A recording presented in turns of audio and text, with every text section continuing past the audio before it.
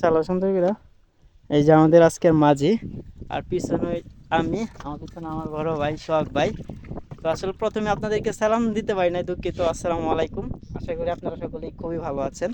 আমরা আসছি কিশোরগঞ্জ তারাইল ঘুষপাড়া গ্রামে। গ্রামে আর কি। তো এটা হচ্ছে আপনার, আমরা যে জায়গাটা বর্তমানে অবস্থান করতেছি পদ্ম বিল নামে আর কি, জায়গাটা খুব পরিচিত, বা পদ্ম ফুল। তো আমরা ইতিমধ্যে নৌকা দিয়ে ঘুরতেছি, এই যে দেখেন আমাদের এই কিন্তু নৌকা দিয়ে এই যে ও ঘুরাইতেছে, আর আমার ভাই আমার সাথে। তো দেখি ভাইয়ের আসলে কি বলে এই বিষয়ে এগুলোর আসলে জন্য। এই জায়গাটার কথা অনেক শুনতেছি, অথচ আমাদের বাড়ির কাছে, আমরা যেহেতু কিশোরগঞ্জ জেলা, আমরা সদর উপজেলা, আমাদের পার্শ্ববর্তী উপজেলা হলো তারাইল উপজেলা, এবং এই এই গ্রামটা পড়ছে তারাইল উপজেলা তালজাঙ্গা ইউনিয়ন। গ্রামের নাম ঘুষপাড়া। আসলে জায়গাটা অনেক সুন্দর, তবে সৌন্দর্য আস্তে আস্তে বিলোপ পাইতেছে, পানি আস্তে আস্তে কমতেছে। আর এটা পর্যটকরা, আমরা যারা আসি পর্যটকে এই দেখতে এসে কি করি, পদ্মফুল চিরে নিয়ে যায়, যার ধরুন এই সৌন্দর্যটা অনেকটাই হয়ে যেতেছে। তবে আমার একটা থাকবে স্থানীয় প্রশাসনের কাছে, রাস্তাঘাটের অবস্থা খুবই খারাপ, যেহেতু একবারে গ্রামের ভিতরে, এটার প্রতি একটু সুনজর দেওয়ার জন্য। আসলে আমরা যখন আসছি, হ্যাঁ, ভাইয়ের বাইক দিয়ে আর কি, মানে এত কাদামাটি, আসাটা খুবই সমস্যা, মানে হাইটা আসারও পরিস্থিতি খুব ভয়াবহ। আর তাছাড়াও আমি সংক্ষেপে বলি, আসলে বাইক জিনিসটা বলতে চাইতেছে না। এখানকার কিছু সংখ্যক মানুষ, তাদের ব্যবহারটা মানে তেমন একটা ভালো মনে হয় নাই।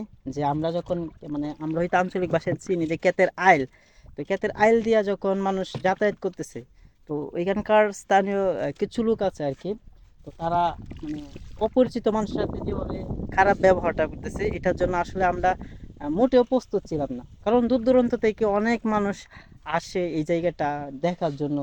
একটা সুন্দর জায়গা, বা এই জায়গার যে একটা সুনাম, আমি গতকালকে আরটিভি নিউজের মধ্যেও দেখলাম যে তারাইলে যেই আপনার পদ্মফুল নিয়ে যে সুন্দর একটা প্রতিবেদন বা নিউজ দেখে আমার কাছে খুবই ভালো মনে হয়েছে। তাই আমিও আসলাম, বা আমার বড় ভাই আমাকে নিয়ে আসছে এই জায়গাটা ঘোরার জন্য। তো খুবই ভালো লাগলো, এত সুন্দর একটা জায়গা। এই সুন্দর জায়গাটাকে সুন্দরভাবে গুছিয়ে রাখতে হলে এখানকার মানুষেরও সুন্দরভাবে ব্যবহার করা খুবই উত্তম বা জরুরি।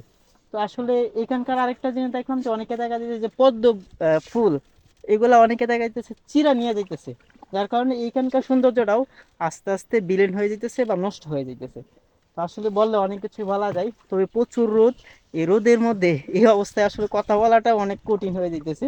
আমার মনে হয় না যে শখ ভাই এত কষ্ট কখনো করছে। ঠিক না ভাই? যাই হোক, আর যাই সমস্যা হোক। নাই। তো সব কিছুই তো আর বিষয়। তা পরিবেশটা এমনি ভালো আছে, যদি আবহাওয়াটা আজকে খুব বেশি গরম, মানুষজন এখন কম, হয়তো বিকালে আসবে, তবে মানুষজন আসতেছে। হ্যাঁ হ্যাঁ, আমরা যে সময় আসি। আসছি এই সময় একটু কম, কিন্তু মানুষজন সকালে এবং বিকালে বেশি আসে। হুম। আর বিশেষ করে ওয়াকেশন ডে, শুক্রবার শনিবার মানুষজন বেশি আসে এখানে দেখতে। আমরা তো আজকে হলো রবিবার আসলাম, ওয়াকেশন ডে ছাড়া আজকে আজকে যেহেতু অফিস আদালত খোলা। যাই হোক, তবু আমাদের কাছে ভালো লাগছে। তবে অনেকটাই কষ্টের বিষয়, পদ্ম ফুলগুলো আস্তে আস্তে এই হয়ে যেতেছে। তো ধন্যবাদ সবাইকে। আর শখ ভাইয়ের পেজটা সবাই একটু ফলো দিয়ে রাখবেন, আমি মেনশন দিয়ে রাখছি অবশ্যই।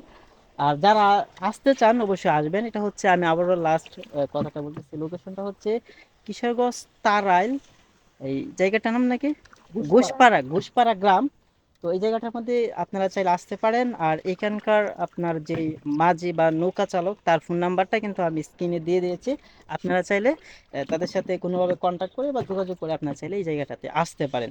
তো যাই হোক, সকলে ভালো থাকবেন, সুস্থ থাকবেন এবং আমাদের জন্য দোয়া রাখবেন। আল্লাহ হাফেজ। ভাই, তুমি যে